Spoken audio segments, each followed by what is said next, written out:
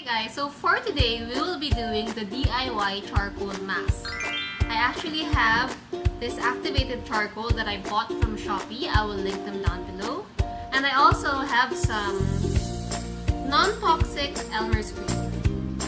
So I've seen this around YouTube and I'm very much curious on how it would go on my skin. So let's get started.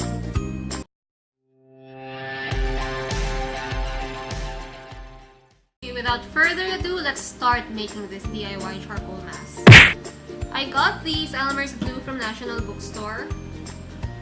Let's just throw everything in here. And this is more liquidy. I'm not sure how much you should put, so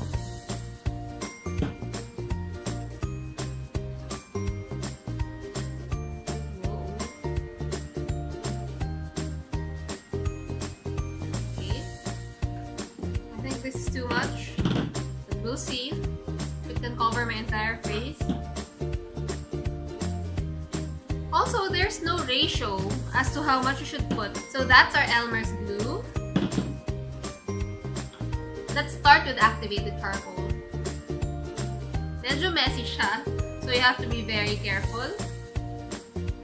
I'll just get 1 spoonful and mix it in my glue. And then let's mix it. I think masyadong kulang yung glue. Let me just add the glue. Or I think I put too much charcoal. Bawasan na lang natin.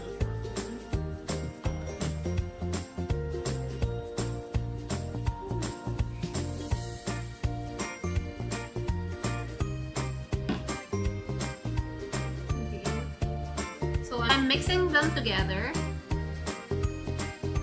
I think kulang yung glue ko. Let me just add more glue. So I guess you just have to put a little charcoal, maybe half a spoon or a quarter of a spoon. I just got too excited and I put a spoonful. Lumilipad yung kalat na ng desk. Anyway, let me just add a little more glue.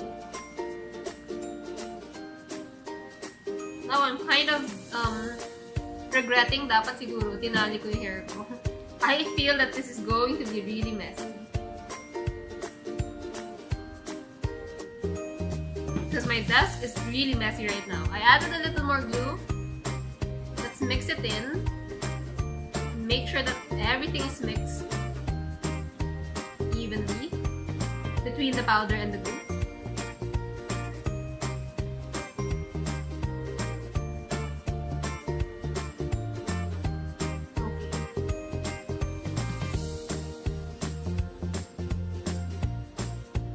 Okay, so let's start applying this to my face.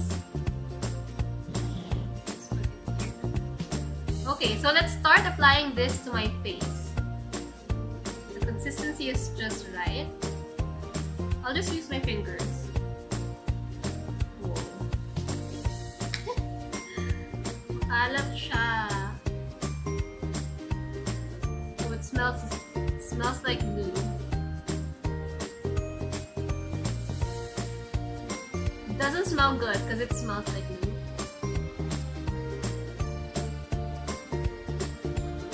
But I heard this is really, really strong. Like the glue, when it dries on your face, it's gonna pull all those little hair. So you have to be, I guess you have to shave. If marami kang hair, mag-shave ka muna dahil baka matanggal lahat. I hate the smell of glue, but for the sake of this beauty try-on, we'll do it.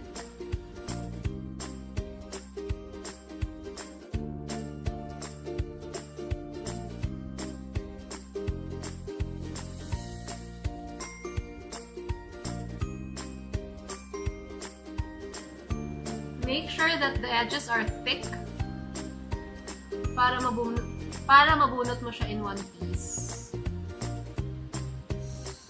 I think I just prepared enough. Ubos na rin siya. almost. I just want to go easy on the sides kasi ayoko matanggal yung hair ko. But almost ubos na siya. Let me just wash my hands and clean up, and then I'll get back to you. We shall leave this for about 30 minutes just to be sure, and we'll see how it goes. Okay, so we're 5 minutes down the timer. As you can see, some of the areas have already dried up. Like here, kung saan siya matte, tuyo na siya. I think I put too thick, so medyo mas matagal siyang matuyo. Here is a little wet because it's still shiny. Some parts here is a little dry. Most of the areas around my cheeks is still wet, but around my mouth it's already dry. So let's wait, I think maybe 20 more minutes, and then I'll check back with you. So far, I don't really like the smell of this glue on my face. But then again, most of the YouTubers used Elmer's glue, so that's what I used too. Pero hindi ko gusto yung amoy niya, parang maasim. Basta I hate it. I'm trying my best not to puke until this is over, and we'll see if it's effective in pulling out all the impurities away from my face. Okay, so we're down to the last 2.5 minutes. As you can see, most of the areas have already dried up. Ito lang, medyo basa pa. You'll know kung tuyo na siya kapag rough na siya and it's a little hard. If it's a little soft to touch, basa pa yun. So ito, basa pa. All the other areas are already dry. Okay, so we're down to the last 15 seconds. I already sat in front of the AC just to hasten the drying process. So medyo basa pa siya in some areas. I think let's just wait a little more. Maybe 2-3 more minutes, and then let's peel it off. Okay guys, so I think we're ready to go. Tuyo na siya. It's hard na and rough. Medyo may wet pa. But anyway, let's start peeling it off.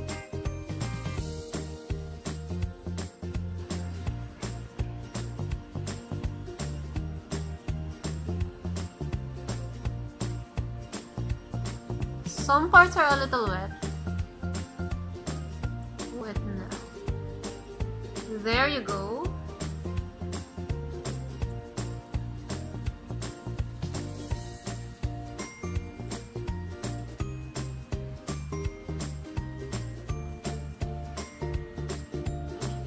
Wow, namula yung skin ko. Let's find another sweet spot to remove this. It's pretty strong. So, my tip would be, if meron kang facial hair, like a lot of it, make sure to shave first because I'm sure it's gonna hurt. See? Ang lakas ng pull niya from my skin. It's a little wet right around the edges dito sa baba. But it's okay. Kasi my focus naman is my nose. So, I just want to make sure that my nose is clean after this. Oh. It's really strong.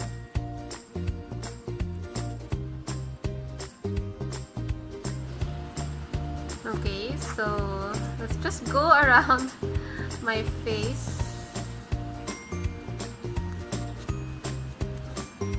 And then let the nose be the last one. Whoa. Ow. Okay, medyo malakas siya sa my forehead. Ow. Kasi ang daming hair nakadikit. Oh my gosh. Wait. Oh my god. Whoa.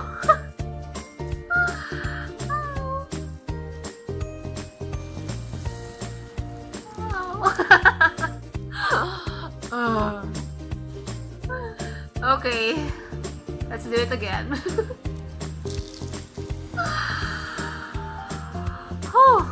wala akong eyebrows. Yeah. So, let's try it. Oh my God. Feeling ko matatanggal yung kapiranggot ko eyebrows dito. Oh my God. Oh my God. Oh my gosh. It's really stuck in there. Oh my gosh. Baka matanggal yung...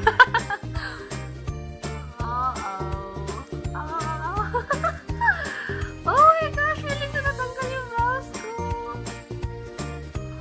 Oh. It's really... Okay, this is the most painful mask I've ever tried. Like, yung egg white mask is nothing compared to this. So, you better stay away from your brows. I was too confident wala akong brows. Pero dude, masakit siya. Ayan. Itong part na to, nakadikit siya sa brows ko. Ayaw niya matanggal. If I yank this out, I feel matatanggal yung brows ko. Oh my God. Ow! Feeling ko natanggal na yung brows ko. Oh my God. Can I just spoon it this and then wash it off with water? Because I don't want... Oh my... Feeling ko nakakabit siya talaga sa brows ko. Ang sakit. Oh my goodness. Mawawala yung brows dito. I'm gonna tear it up kasi ayaw mawala yung brows ko. Uh-oh. Ayan. So, iwan muna natin siya dyan, guys. Dahil nakakabit siya sa brows ko. At wala akong balak mawala yung brows ko. There. You can see it's a little wet here. Let's go on with my nose. As you can see, my entire face is red.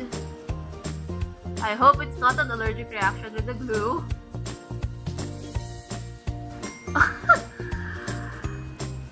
I feel that my brows are... Oh my gosh, what happened here? What happened here? Nakalbo na! Nakalbo na siya! Okay, let's do this.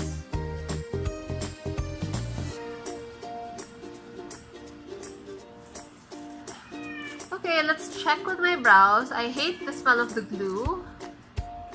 I'll just wash these off. Kasi wala akong balak bunutin to. Ang sakit niya talaga, I swear. Some of my brows are in here! No! No! Oh my gosh! Some of my brows are in here. You can't see it, but I can see it here. Nakalbo na siya. Yung kilay ko. Yeah, meron konting blackheads. And the hair. A lot of little hair. On my nose. Even down my cheeks. Generally, facial hair all over my face nakuha. This is like super waxing. Nawala lahat ng superficial hair ko. Kasi nandito siya. You can see it. You can see it on the mask. It's all there. Wow, galing! I think this is the cheapest mask that you can do because you just have to buy Elmer's glue, which is like 20 pesos for this size. And then this one is 100 grams for only 100 pesos or 95 pesos. It's very, very cheap. And kung gusto mo ng at-home facial wax, you can use this dahil nakuha niya talaga lahat ng facial hair ko. It's amazing. Pati kilay ko nakuha niya.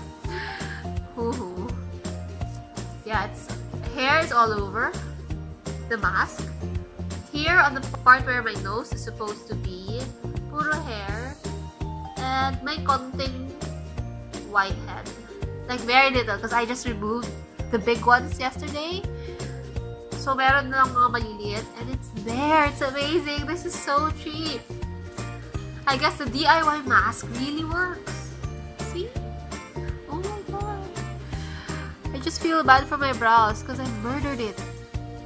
Anyway, I'll just wash my face first and then I'll get back with you. Hey guys, so I was able to wash away all the residue around my hairline. As you can see, my face is a little red from the mask. I just hope hindi siya allergic reaction with the glue. Or maybe because natanggal lahat ng facial hair kaya siya namumula. I'm not sure. But let me just apply a little makeup so I'm more presentable when delivering my conclusion. Hey guys, so here's the mask. I'm quite proud that I was able to remove it in one piece dahil never pa nangyari sa akin yun. But nakalbo rin yung brows ko. Like, this is legit, nahila siya with the mask. And nakalbo yung brows ko here. Nawala lahat yung hair. See? My natural hair is supposed to reach this part. Nawala talaga siyang tail. But, eto, basically this part natanggal. Nawala yung buhok. Nasama siya dito. Nawala yung buhok, nasama siya dito. And it's my first time to actually have my brows yanked off with a mask. Buti na lang meron akong microblading. Hindi siya halata. But it was really painful. Kasi tinatanggal na pala niya yung brows ko. It's here! You can actually see it here. On the mask. Hindi ko na tinuloy yung ano dahil see, some of my hair are here. See? Yung hair ko dito sa side natanggal din. Dude, this is really strong. Like, using Elmer's glue as a mask is really hardcore. Legit hardcore. Imagine, nakalbo yung brows ko. And when you check the mask, puro facial hair siya. Ang dami. Nakakatakot. Hindi naman. Ang dami. I'm sure you can't see it kasi it's so small. It's so fine. The hair is so fine. But, it's there. Like, the hair around my hairline is gone kasi nandito. And then, the hair all over my face is here. Some of my brows are even here. It's that strong. It's that hardcore. Anyway, it's really cheap. If you're gonna do this, I'll link the Shopee store where I got this from. It's only 95 pesos for 100 grams. They also have a 50-gram pack. I just got 100 kasi this one is pharmaceutical grade. So you can actually ingest this. You can also use this as a whitening tooth thingy. You can put it in your toothpaste and turn it into a whitening toothpaste. I haven't done that, but I will soon and I'll demo it also. And yeah, just use our normal non-toxic Elmer's glue. After that, my face is so red, like that. As you can see, medyo namumula pa yung face ko. It's a little beaten up by the mask because of all the pulling and removal of all my facial hair. So I used this, the Beauty Recipe Apple Toner just to calm everything down. Namumula pa yung mukha ko depending on the light. Nakikita nyo dyan sa camera. Overall, this is such an interesting experiment. I mean, people have done it all over YouTube, so I can say it's legit. It's really hardcore. This is the most hardcore mask that I've ever tried. Like, yung egg white mask is nothing compared to this. Hell Pore mask is nothing compared to this Elmer's Glue DIY mask. So, the only downside is that I really hate the smell as you apply it on your face. The smell of the glue is really off-putting for me. Pero nawawala naman siya as the mask dries down on your skin. Also, I would suggest for you to wait for at least 30 minutes so that the entire mask is dry. Kasi mas effective siyang tanggalin kapag tuyo yung mask. And don't worry about the residue around your face and around your hairline kasi mabilis siya matanggal with running water. You don't even have to use warm water, but I would think it's easier for you to remove it with warm water. Pero ako ginamit ko lang yung regular running water, natanggal naman siya. Also, be careful if you have a lot of facial hair because I'm sure it's gonna hurt. So better shave muna or something and stay away from your brows because as you can see, nakalbo talaga yung brows ko. It's first time. Natanggal siya. This entire thing right here is gone. I don't have hairs there now. Anyway, my wasabis, I hope you enjoyed this video. Don't forget to hit thumbs up and subscribe to my channel. And don't forget to hit that small notification bell just to make sure that you see all my videos as soon as I upload them. And I guess I'll see you in my next one. Bye! I'm really proud na tanggal ko siya ng isang buong piraso because I've never done that in all of my peel-off masks. But this is in one piece.